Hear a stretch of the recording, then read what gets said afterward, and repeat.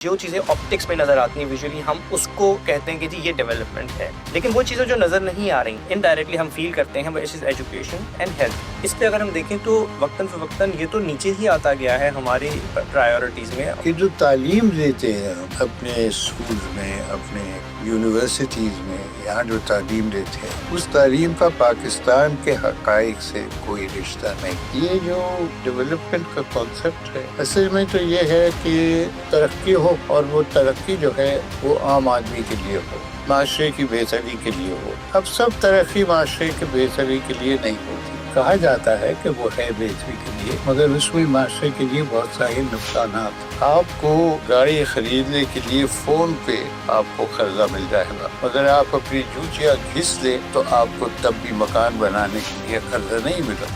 السلام علیکم، میں ہوں بلال خالد اور آپ دیکھ رہے ہیں ہم اور شہر ود عارف حسن۔ عمومی طور پہ ہم کئی ساری چیزوں میں جو پلاننگ اور ڈیولپمنٹ کے کانسیپٹس ہیں اس کو ہم بہت ہی لمیٹڈ سکوپ اور نظر سے سمجھنے کی کوشش کرتے ہیں۔ جب بھی ہم ڈیولپمنٹ اور پلاننگ کی بات کرتے ہیں تو عمومی طور پہ ہمارے سامنے جو امیجز یا تصویریں آتی ہیں وہ آتی ہیں سڑکوں کی یا ماڈرن ٹرانسپورٹیشن سسٹمز کی، اسکائی اسکریپرز کی، بلند عمارتوں کی، اسی طرح ریکریشن اسپاٹس جو کہ اچھے دکھتے ہوں۔ اس پورے ڈیفینیشن کے اندر یا اس پورے کانسیپٹ کے اندر بہت ساری چیزیں ہیں جو ہم نظر انداز کر دیتے ہیں، اور آئی تھنک اس پوری کانورسیشن اور ڈسکشن سیریز میں کوئی شخصیت اس سے بہتر نہیں ہو سکتی جس نے 50 سال سے زیادہ کا ایکسپیرینس جو ہے ان پورے آئیڈیاز اور کانسیپٹ کو نہ صرف پلان کیا ہے بلکہ انہوں نے لیو بھی کیا ہے۔ اس پورے پیریڈ میں انہوں نے ایکسپیرینس بھی کیا ہے کہ کیسے پاکستان کا اربن لینڈسکیپ جو ہے اس پوری طویل مدت میں ایوالو ہوا ہے، چینج ہوا ہے، اور کیا کیا پالیسیز جو ہیں ہم نے اڈاپٹ کی ہیں جن سے ہمیں فائدہ ہوا ہے یا ہمیں نقصانات ہوئے ہیں۔ تو ہم ویلکم کرتے ہیں سر عارف حسن صاحب کو۔ السلام علیکم سر۔ وعلیکم السلام۔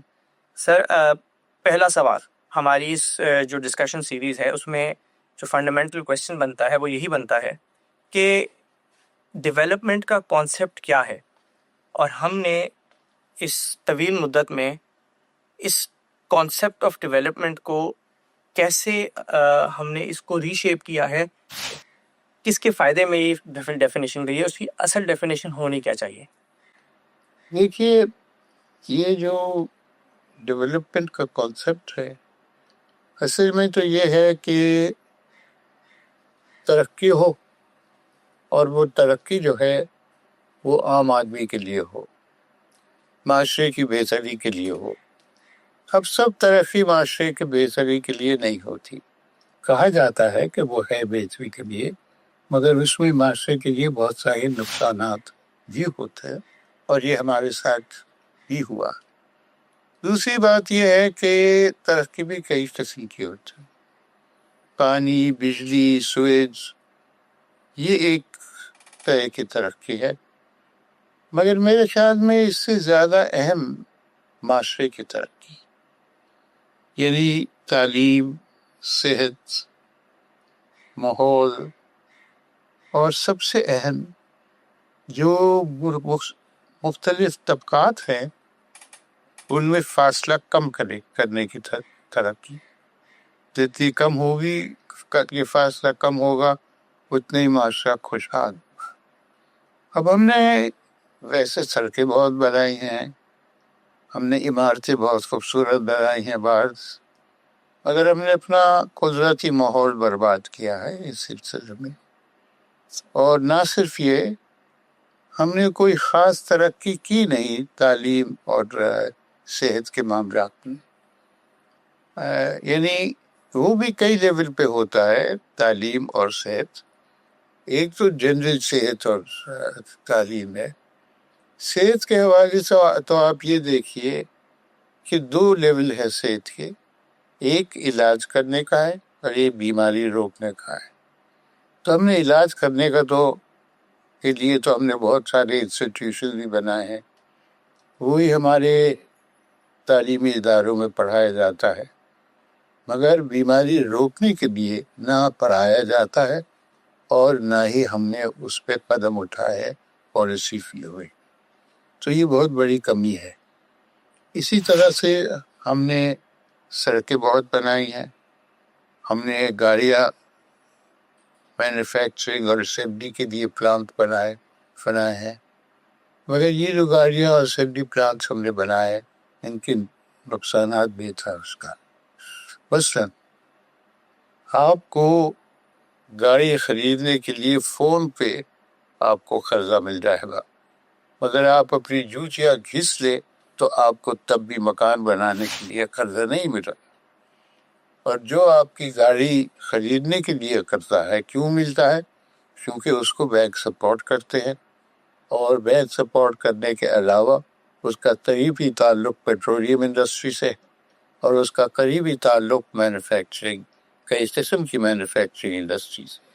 تو یہ ایک سب اکٹھے ہو کے ایک آپ سمجھے تحفظ دیتے ہیں انڈسٹری کی مینوفیکچرنگ کو اور پرائیویٹ انڈسٹری کی مینوفیکچرنگ کو، مگر یہ بسیں نہیں بناتے، یہ ریلیں نہیں چلاتے، وہ چیزیں جو عام آدمی استعمال کرتا ہے انہیں اس سے کوئی دلچسپی نہیں ہے۔ تو اس طرح سے آپ سمجھیے ہر ایک چیز کا ہے، آپ سڑکیں بنائیں گے، فلائی اوور بنائیں گے، جن کی کوئی ضرورت نہیں ہے۔ اگر آپ ٹرانسپورٹ چلا دیں اسی پیسے سے تو آپ کے آدھے پرابلم حل ہو جائیں۔ صحیح، آپ فلائی اوور بنائیں گے، آپ انڈر پاس بنائیں گے، مگر اس کے حوالے سے یہ ہے کہ ابھی تک سب پیسہ خرچ کریں گے جب آپ کے پاس زیادہ سستے اور انوائرمنٹلی فرینڈلی ماحول کے بہتر آلٹرنیٹیوز موجود ہیں۔ صحیح، تو یہ ہماری جو ڈیولپمنٹ ہوئی ہے اس کو ہم کہہ سکتے، اس کو ہم بہت فخر سے کہتے ہیں یہ ہماری ڈیولپمنٹ ہوئی ہے، مگر اس نے بے تحاشا نقصانات ہمارے ماحول کو کیے اور ہمارے عوام جو ہے ان کی بہتری کے لیے نہیں۔ اچھا سر، اس میں دیکھیں یہ جو آپ نے بات کی ہے نا، یہ ایک طرف انڈیکیٹ کرتی ہے کہ ہمارے ہاں ایک کوئی سرٹن پاپولیشن، کوئی گروپ ہے، یا آپ کہنے ایک سیگمنٹ ہے جو ایک اس پوری ڈیولپمنٹ کی جو کانسیپٹ ہے اس کو ہمارے ذہنوں میں ایز اے نیریٹو لا کے پلیس کرتی ہے۔ یہ سیگمنٹ کون ہے؟ نمبر ون، یہ کون لوگ ہیں جو ہمیں بتاتے ہیں کہ جی وہ ڈیولپمنٹ جو ویژولی آپٹکس میں نظر آتی ہے، وہ ڈیولپمنٹ جو ہے اس کا ہمیں بتایا جاتا ہے یہ امپورٹنٹ ہے۔ گاڑیاں، جیسے آپ نے کہا، بنی ہوئی گاڑیاں سڑکوں پہ نظر آنا، برجز، فلائی اوور، جو چیز دکھتی ہے وہ نظر آنا، اسی طرح عمارتیں ہیں یا اس طرح کی جو پبلک ٹرانسپورٹ میں بھی ہم اس پہ ظاہر ہے ہر سیگمنٹ پہ ہم آگے بات کریں گے، ڈیٹیل میں بات کریں گے، لیکن ابھی فار دا آڈینس ہم یہ کہتے ہیں کہ جو چیزیں آپٹکس میں نظر آتی ہیں ویژولی، ہم اس کو کہتے ہیں کہ جی یہ ڈیولپمنٹ ہے۔ لیکن وہ چیزیں جو نظر نہیں آ رہی، جو مے بی ہماری سوسائٹی میں انڈائریکٹلی ہم فیل کرتے ہیں، وہ ایجوکیشن اینڈ ہیلتھ۔ اس پہ اگر ہم دیکھیں تو وقتاً فوقتاً یہ تو نیچے ہی آتا گیا ہے ہماری پرائیورٹیز میں اور بجٹس میں، جو بھی ہماری اسپینڈنگز ہوتی ہیں۔ یہ کون لوگ ہیں جو اس کو ڈیفائن کرتے ہیں؟ اور سیکنڈلی اسی سے نتی ایک اور سوال میرا سر، وہ یہ کہ ہماری سوسائٹی میں جو لوگ ڈیفائن کرتے ہیں ان کو کیا اندازہ اچھی طرح یہ نہیں ہو چکا کہ یہ سیگمنٹ ہمارے ہاں انفلوئنشل سیگمنٹ کون سا ہے، کس کو ہم ایڈریس کر دیں گے تو اس کا وہ ہمیں مسئلہ نہیں ہوگا، کون سا ریئیکٹیو ہے، کون سا سپورٹیو ہے، کس کو ہم ڈیوائڈ اینڈ رول کے تحت جو ہے لے کے چل سکتے ہیں۔ اس پہ سر تھوڑا سا کامنٹ کریے گا۔ دیکھیے، ہماری پالیسیز کون بناتا ہے؟ ہماری پالیسیز وہ بناتے ہیں لوگ جنہوں نے مصیبتیں اس قسم کی صحیح نہیں۔ تو ایک تو یہ بات ہے، اور وہ کہاں بناتے ہیں؟ وہ پنجاب کلب میں بناتے ہیں، بالکل، وہ سنگھ کلب میں بناتے ہیں، بالکل ایسی جگہوں پہ بناتے ہیں، بیٹھ کے شام کو گفتگو کر لیا۔ جو وہ دیکھتے ہیں اس کی بنیاد پہ وہ بناتے ہیں، جو وہ جیتے ہیں اس کی بنیاد پہ وہ بناتے ہیں۔ ہمارے بزرگ اختر حمید خان کہتے تھے جس نے دیکھا ہی نہیں وہ پالیسی کیا بنائے گا۔ بالکل صحیح بات ہے۔ تو ان لوگوں نے دیکھا نہیں ہے، ان کا ایک تصور ہے ڈیولپمنٹ کا، تو جو وہ زندگی جیتے ہیں اسی کی بنیاد پہ وہ پالیسی بناتے ہیں، جیسے وہ دیکھتے ہیں محسوس کرتے ہیں وہی اس کی پالیسی۔ یعنی آپ یہ کہہ رہے ہیں، ایک لیٹس سپوز ہم اس کو توڑتے ہیں. یہ گروپ اس کو ہم کہتے ہیں کہ جی ہمارے ہاں ایک تو وہ بیوروکریٹک طبقہ جو کہ گورنمنٹ کی طرف سے اسائن ہوتا ہے, جس نے پروجیکٹ کو لیڈ کرنا ہے, اس میں گورنمنٹ کو کی طرف سے ریپرزینٹ کر کے پورا ڈیزائن کرنا ہے غالباً. ایک تو ہم اس کی بات کر رہے ہیں. یہی ہمیں زیادہ تر لوگ نظر آئیں گے کلبس میں, مطلب انفلوئنس کرتے ہوئے. ان کا آئیڈیا کیا ہے اس پہ بات کرتے ہیں, یہ کیسے دیکھتے ہیں, آپ کا ایکسپیرینس بہت طویل رہا ہے ان کے ساتھ انٹریکٹ کرنے کا. سیکنڈلی وہ لوگ میں بھی اس میں آپ نے دیکھا ہوگا کہ اس میں ایک طبقہ وہ ہے جو ہمارے ہاں کمرشل یا بزنس اینٹیز کے لوگ جو ہے اپنا پورا زور لگاتے ہیں, جس میں ہمیں ڈیولپرز نظر آتے ہیں, جس میں ہمیں روڈ کانٹریکٹرز نظر آتے ہیں, جس میں ہمیں بھی کیا کہتے ہیں اس طرح کی پرائیویٹ, ایون آپ کے پاس انڈسٹریلسٹ بھی ہر پروجیکٹ میں آپ کو نظر آئیں گے کہیں نہ کہیں انفلوئنس کرتے ہوئے اپنا زور. اور فائنلی اس میں جو تیسرا طبقہ ایلیٹ کا ہم کہہ رہے ہیں, یہ جو گروپ ہم اس کو کہہ رہے ہیں, وہ غالباً پولیٹیکل جو اینٹیز ہیں. کیا ایسا ہی ہے, یہی لوگ ہیں جو انفلوئنس کر رہے ہیں اپنی اتھارٹیز اور کانسیپٹ جو ہے وہ پلاننگ کا ہمارے اوپر اور ڈیولپمنٹ کا؟ یہ سب ایک ہی ہے, کیونکہ پالیسی میں کبھی کبھی ان کا جھگڑا ہوتا ہے, عموماً نہیں. مثلاً اگر آپ بیٹھیں کسی بھی پالیسی کی میٹنگ میں کہ پالیسی بننی ہے, میں تو انوالو رہا ہوں اس میں, جو پالیسی کا ڈبیٹ الگ ہے اور جو فیصلے وہ الگ ہے. یہ میچ نہیں کرتی. صحیح. اور اس کی وجہ ہے کہ جو فیصلہ کرنے والا ہے وہ وہی سمجھتا ہے جو اپنی زندگی کے حوالے سے ہوتا ہے. اگر وہ گاڑی خریدتا ہے وہ چاہتا ہے کہ عام آدمی بھی گاڑی خریدے. صحیح. اگر وہ چاہتا ہے کہ پرائیویٹ اس میں جائے انسٹیٹیوشن میں پڑھنے کے لیے یا علاج کے لیے, تو وہ یہ چاہتا ہے کہ یہ ہو جائے, پارٹنرشپ ہو جائے کسی اچھے ادارے سے. صحیح. تو اسکول ہے ان کی بھی پارٹنرشپ ہو جائے کسی اچھے پرائیویٹ اسکول سے. ایک اوور آل پالیسی جو ان سب چیزوں کو سمیٹتی ہے وہ بنتی نہیں ہے. ایجوکیشن پہ لے لیجیے, سندھ کو لے لیں, 8 قسم کے اسکول چل رہے ہیں. بالکل ایسے ہی ہے. سب حکومت کے اسکول ہیں, 8 قسم کے, اور ان پہ بے تحاشا ہر قسم پہ کافی خرچ ہوتا ہے. ابھی اکٹھا ہو کے ایک پالیسی کیوں نہیں بن سکتی؟ جب پوری اس کو کور کر بن سکتی, مگر کیوں نہیں بنتی؟ تو یہ جو ایکسپیریمنٹس یہ کرتے رہتے ہیں آؤٹ آف گڈنس کہیے اسے, آؤٹ آف چیریٹی, وہ اس میں فٹ نہیں آتے. تو ایک امریکن یہ دے رہا ہے اتنے سارے پیسے, ایک یورپین یونین دے رہا ہے, ایک ورلڈ بینک سے قرضہ لیا ہوا ہے, تو یہ جتنی بھی چیزیں ہیں یہ اکٹھی نہیں ہوتی, یہ ویسے ہی الگ. کیوں نہیں ہوتی؟ آپ کا اس میں کیا آئیڈیا ہے؟ یہ جو طبقہ ہے یہ کیوں آپ کا خیال میں آپ نے ان کو تھوڑا حسن ظن نہیں دیا ہی کہہ کہ آؤٹ آف جو بھی آپ کے کہہ رہے ہیں انٹینشن, آپ کے خیال میں کیا ہے اس پیچھے؟ انٹینشن یہ ہے کہ ان کا نام رہے. اگر 10 پروجیکٹ ہوں گے اور اس میں 10 لوگ ہوں گے تو نام رہتا. سر لیکن اس میں مجھے لگتا ہے کہ کیا یہ طبقہ وہاں سے پڑھ کے آتا ہے, وہ ساری سوچ لے کے آتا ہے جہاں سے ہم نے یہ دیکھا کہ جب تک یہ ڈیوائیڈڈ نہیں رہے گا سسٹم الگ الگ گروپس میں, تب تک ہمارے لیے اس پورے کی حکمرانی جو ہے نا وہ پاسبل نہیں رہے گی. کیا آپ اس بات سے اگری کرتے ہیں کہ اگر یہ ڈیوائیڈڈ نہ رکھیں سسٹم کو اور سارے ایک یونیفارمٹی کے ساتھ اس پروسیس میں انٹر کر دیں گے تو ہماری سوسائٹی ریئیکٹ تو بہتر شعور حاصل کرے گی اور شاید میں بھی اپنے اس پوری رائٹس کے کانسیپٹ کو بہتر استعمال کرے گی؟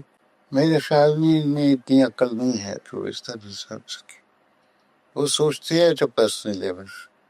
میں نے ایک ادارہ, وہ کہیں گے میں نے ایک ادارہ بنایا ہے اور وہ ہے پرائیویٹ پبلک پارٹنرشپ, اب وہ اس کانسیپٹ کو پروٹیکٹ کرے گے. میرا نہیں خیال کہ وہ اس طرح سے سوچتے ہیں جیسے آپ بتا رہے ہیں. یہ اس میں دوسرا جو ایلیمنٹ ہے وہ باہر کا ہے. پیسے ان سب چیزوں کے لیے باہر سے آتے ہیں. یہ جتنے بھی آپ کے ایکسپیریمنٹ ہیں جن تصویروں کو میں نے ذکر کیا وہ سب باہر کے پیسے سے.